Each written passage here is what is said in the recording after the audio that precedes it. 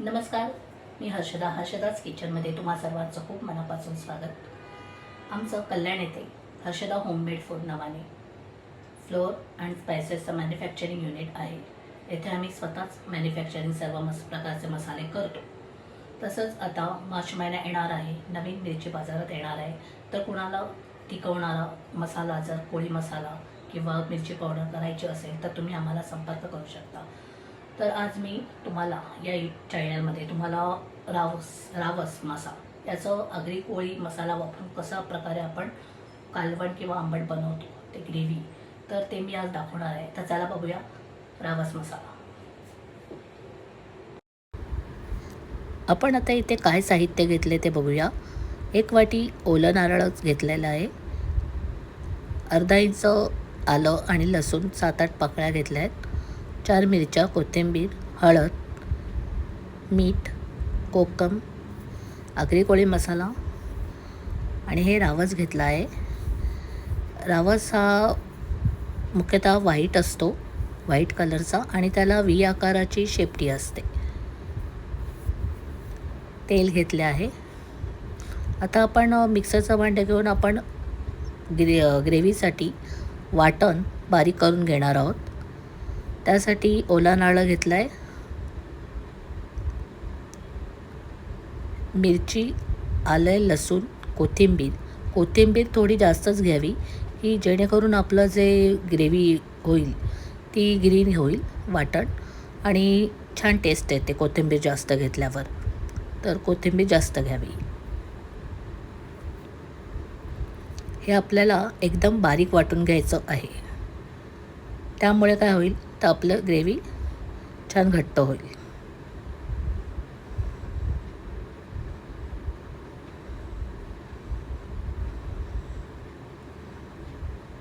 आपण आता इथे गॅस लावून घेतला आहे, तेल टाकायचं आहे। तेल गरम झाल्यावरच आपण यामध्ये वाटण शिजवायला घेणार आहोत।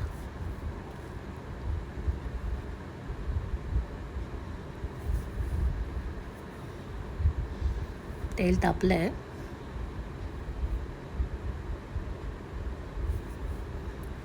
आपल्याला हवे तेवढे, जेवढी ग्रेव्ही हवी असेल तेवढंच आपण वाटण येथे घ्यायचं आहे।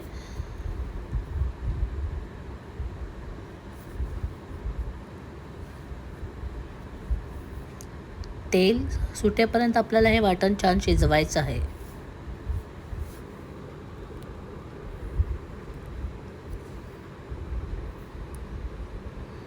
आता यामध्ये हळद घालायची।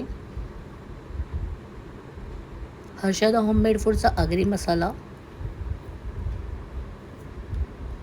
जेवढं कमी जास्त तिखट असेल त्याप्रमाणे आपण यामध्ये टाकायचं आहे। याची चव खूप छान आहे, त्यामुळे आमटाला एक वेगळाच छान असं चव येते।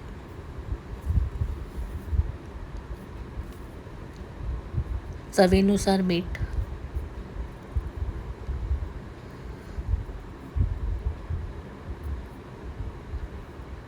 मसाला शिजवायचा आहे इथे। आपण यामध्ये आता पाणी टाकणार आहोत आणि हलवणार आहोत।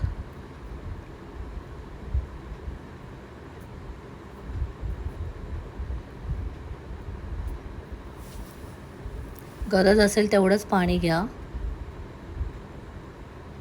आमसूल म्हणून इथे कोकमाचा वापर केला आहे, तुम्ही चिंचेचा सुद्धा वापर करू शकता। चिंचेमुळे पण ग्रेव्ही ही छान लागते टेस्टला। थोडं गरम झाल्यावर आपण इथे रावस सोडणार आहोत।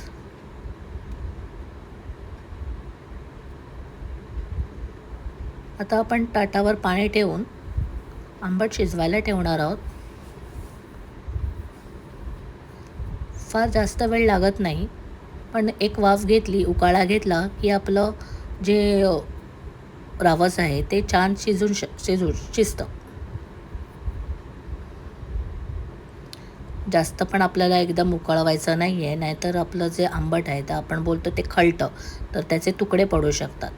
तर 5 मिनटं जरी उकाळा आपण करून दिला तर ते आंबट होऊन जातं।